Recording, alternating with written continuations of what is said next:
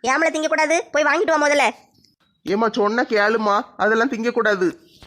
ஏலே, என் பல்லு ஸ்ட்ராங்கா இல்லைன்னு நினைச்சியோ? எனக்கு பல்லுலாம் நல்லா ஸ்ட்ராங்கா தான் இருக்கு. வயிறு, குடலு, சிறுகுடலு, கல்லீரல், மண்ணீரல், நுரையீரல் எல்லாமே நல்லா தான் இருக்குன்னு எல்லாம் நல்லா வேலை செஞ்சுக்கிட்டு கிடக்கு. போய் கோழி வாங்கிட்டு வா. கோழி திங்கிறதுக்கு என் உடம்புல தெம்பு இருக்கு. ஏம்மா கோழி திங்கக்கூடாதுமா. இல்ல விளக்கமாறு பிஞ்சிரும் பாத்துக்கோ. நானும் வேணும்னு சொல்லிக்கிட்டு இருக்கேன், நீங்க திங்கக்கூடாதுன்னு சொல்லிக்கிட்டு இருக்க. என்னத்துக்கு திங்கக்கூடாது? ஏம்மா இது ஆடி மாசம், ஆடி மாசம் கறி மீன்லாம் திங்கக்கூடாது, சாமி கண்ணை குத்திரும். இல்ல என்னல ஆடி மாசம் புரட்டாசி மாசம்னு கலர் கலரா கதை சொல்லிக்கிட்டு இருக்கீங்க. நான் அதெல்லாம் கேட்க மாட்டேன். எனக்கு கோழிக்கறி இன்னைக்கு வேணும். ஏம்மா அதெல்லாம் பார்க்கணும், ஆடி மாசம் புரட்டாசி மாசம் எல்லாம் பார்க்கணும், அப்பந்தான் வீடு விளங்கும். மகாலட்சுமி வீட்டுக்குள்ள வரணுமா வேண்டாமா? மாலாவே சரின்னுட்டா.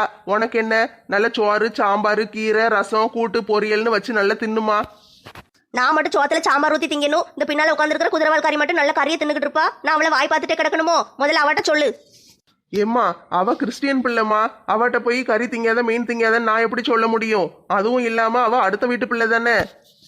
ராமு ப்ரோ, நான் தெரியாம இன்னைக்கு சிக்கன் வாங்கிட்டேன். இனிமேல் நான் கறி மீன் திங்க மாட்டேன். இந்த மாசம் பூரா நான் எல்லாத்தையும் விட்டுறதேன். அதெல்லாம் முடியாது. எனக்கு கண்டிப்பா கறி வேணும்.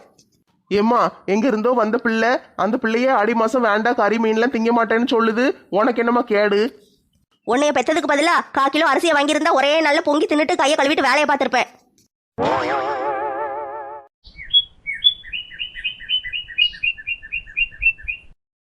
ஏட்டி என்னாச்சு உனக்கு?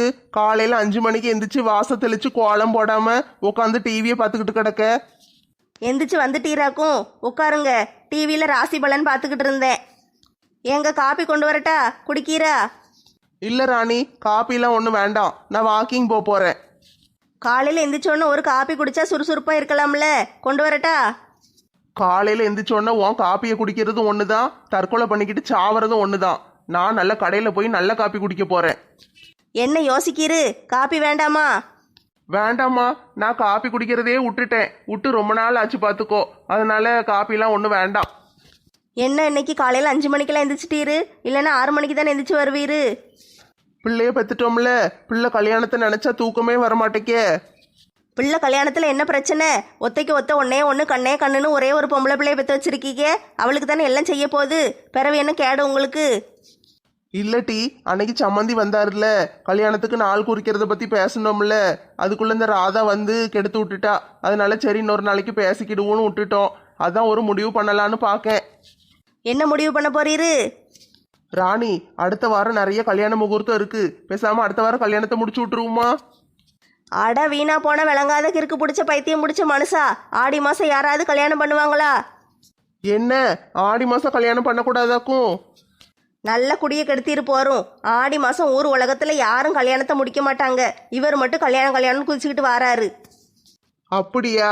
ஆடி மாசம் கல்யாணம் முடிக்க கூடாதாக்கும்? எனக்கு அதெல்லாம் தெரியாதுல்ல. இவரெல்லாம் ஊருக்குள்ள ஒரு தலைவர்னு சும்மா சுத்திக்கிட்டு அலையுதாரு. ஒரு கோட்டை ஒன்று போட்டுக்கிட வேண்டியது, காலங்காத்தால எந்திரிச்சு அப்படியே கிளம்பி போக வேண்டியது, ஊரு பூரா நான் தான் பெரிய தலைவர்னு பீத்திக்கிட்டு அலைய வேண்டியது. தலைவர் பதவியை ராஜினாமா பண்ணிருங்க, நான் வேணா தலைவி பொறுப்பை ஏத்துக்கிட்டதேன்னு சொன்னாலும் கேட்க மாட்டேக்காரு. ஒரே பதவியில கடந்து தொங்கிட்டு கிடக்காரு. இவகிட்ட கொஞ்சம் ஜாக்கிரதையா தான் இருக்கணும். தூங்கும் போது நம்ம தலையில கல்லை போட்டு கொன்னுட்டு இவ தலைவி ஆனாலும் ஆயிருவா. என்ன அப்பப்ப கீழே குனிஞ்சு குனிஞ்சு பார்த்துக்கிட்டு இருக்கீரு? கழுத்து எதுவும் சுளுக்கியிருக்கோ? இல்ல ராணி, அதெல்லாம் ஒன்றும் இல்லை. சரி நான் வாக்கிங் போயிட்டு வரட்டா? உடம்பு எங்க இருக்கு? ஏற்கனவே ஒரே ஒரு நல்லி எலும்பு தான் இருக்கு. அதையும் வச்சுக்கிட்டு வாக்கிங் போறேன்னு உயிரை வாங்கிட்டு கிடக்காரு. காலையில் ஒரு தடவை வாக்கிங் போறேன்னு போறாரு, ராத்திரி ஒரு தடவை போறாரு. அப்படி என்னதான் இருக்கும் அந்த வாக்கிங்ல? இப்படியே வாக்கிங் போறேன்னு அந்த இருக்கிற நல்லி எலும்பும் தேஞ்சு போயிரும் போல. வாக்கிங் வாக்கிங் வாக்கிங் தினமும் நானும் போவேன் வாக்கிங் போவேன் தினமும். நானும் தான் காப்பியும் குடிப்பேனே, வடையும் தான் திம்பேனே, தினம் தினம் தினம் காப்பி குடிக்க வாக்கிங் போறேன். ஐயோ பாவம், பைத்தியம் வேற பிடிச்சிட்டு போல. தலைவருக்கு பைத்தியம் பிடிச்சிட்டுனா மக்கள் என்ன செய்வாங்க? தலைவர் பதவியை விட்டு தூக்கிடுவாங்கல்ல.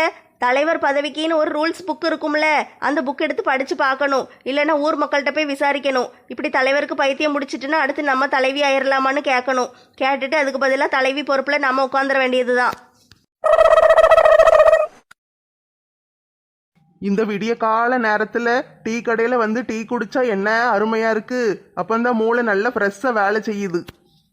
தலைவர் தம்பி பட்டம்மா நல்ல அருமையா காப்பி போட்டு தருவா தெரியுமா? பால்ல தண்ணியே ஊத்த மாட்டா, அப்படியே நல்ல திக்கா நல்லா போட்டு தருவா. குடிக்க ருசியா இருக்கும். நல்லா தூங்கிட்டு கிடக்காளா, அதான் சரி கடையில போய் ஒரு டீயை குடிச்சிட்டு வருவோமேன்னு வந்தேன். எனக்கும் தான் ஒன்று வந்து வாச்சிருக்கே, காப்பி போடுதேன்னு ஒரே உயிரை வாங்குது. காப்பி போடுறதுக்கு பால் வாங்கி கொடுத்தா பாலை பூரா அவளே குடிச்சிட்டு வெறும் பால் சட்டியில் தண்ணியை ஊற்றி நல்லா கொதிக்க வச்சு அதில் சீனியும் காப்பி தூளையும் போட்டு கலக்கி எனக்கு கொடுத்துருதா. அவள் மட்டும் நல்ல பாலை குடிச்சுக்கிடுதா. அந்த வெறும் தண்ணியை கொடுக்காளா, அது சீனி தண்ணி மாதிரி இருக்கு. காப்பியா கழனி தண்ணியான்னு ஒன்றும் தெரிய மாட்டேக்கி. அதை குடிச்சிட்டு நான் உயிரோட வாழ்ந்துக்கிட்டு இருக்கிறதே பெரிய விஷயம். அதனால தான் காலங்காத்தாலே எந்திரிச்ச உடனே வாக்கிங் போறேன்னு அவட்ட போய் சொல்லிட்டு காப்பி கடைக்கு நேராக வந்துருதேன். தலைவர் என்னாச்சி? சுட சுட வடை போட்டாச்சு, இந்தாங்க எடுத்துக்கோங்க. எப்பா டீ கடைக்காரா, என்ன தினம் ஒரே வடையா சுட்டு போடுத? இந்த போண்டா பச்சிலாம் சுட்டு போட்டா என்ன? என்னது போண்டா சுடணுமா? காலையில் வடை சுட தான் ஈஸியாக இருக்குது, சாயந்தரம் வாங்க எல்லாம் சுட்டு தாரேன். ஆமாப்பா, கொஞ்சம் மைதா மாவு மட்டும் வாங்கி கடையில் வச்சுக்கோ. எப்பவும் மைதா ஸ்டாக்கு வச்சுக்கோ, எதுனாலும் செஞ்சுக்கிடலாம் டக்குன்னு. மைதாவா? எதுக்கு மைதா? என்னப்பா சுத்த விவரங்கட்ட ஆளா இருக்க? மைதா இருந்துச்சுன்னு வச்சுக்கோயேன், பசிச்சுதுன்னா புரோட்டா சுட்டு சாப்பிட்டுக்கிடலாம். அப்படியே ஸ்நாக்ஸ் ஏதாவது சாப்பிடணும்னு தோணுச்சுன்னா போண்டா சுட்டு சாப்பிடலாம். இல்லைன்னா இனிப்பா வேணும்னு தோணுச்சுன்னா நீ போலி கிளின்னு செஞ்சு சாப்பிட்டுக்கிடலாம். மைதா இருந்துச்சுன்னா எல்லாத்துக்கும் யூஸ் ஆகும்பா. அன்பே மைதா, நீ இல்லைன்னா இப்போ நான் என்ன செய்வேன்? என் வாழ்க்கையில் நீ எப்போ வரப்போற? மைதா மைதா, சீக்கிரம் உன்னைய திங்க அவளோட காத்துக்கிட்டு இருக்கேன். என்ன தலைவரே சொல்றீங்க? ஒன்றும் புரியலையே. இப்போ நல்ல உபயோகமாக இருக்கும்பா, நல்ல யூஸ் ஆகும் தெரியுமா? மைதா வாங்கி வச்சுக்கோ. ஆமா தலைவரே, திடீர்னு நீங்க பொட்டுன்னு போயிட்டீங்கன்னு வச்சுக்கோங்களேன், கண்ணீர் அஞ்சலி போஸ்டர் ஓட்டுவோம்ல, அதுக்கு பசகின்றதுக்கு கூட மைதா நல்லா தேவைப்படும்.